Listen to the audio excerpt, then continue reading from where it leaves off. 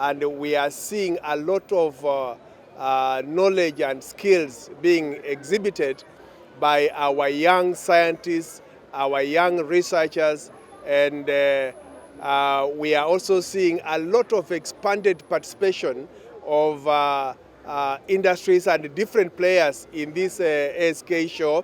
We have also seen international participation. I've just been to a stand by the Ugandan colleagues in this show. I think that this is a great feat for our country. I think that there is a lot of work happening in Kenya. We are calling upon the great people of the industry to come and participate actively in commercialization of the innovations that are coming out of industry. We have seen, for example, the great innovations from Taita Taveta University in the mining industry. We have seen innovations of Jaramogi Oginga Odinga University participating here in matters of food security.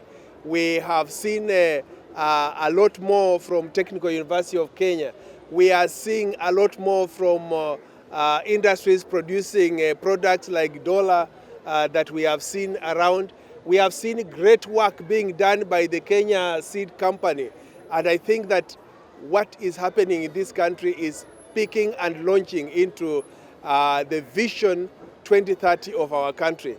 When we come together as one, harness our energies, harness our skills, harness our research capacity, and harness industrial production and productivity, Kenya is securely moving very fast to self-sufficiency and export market. And I think I'm very, very happy with the organizers, the chairman here that has been able to put together these wonderful exhibitions. And we commit as a university, particularly Taita Taveta University, in great participation of this show. We encourage students to be able to come and do agricultural products and programs.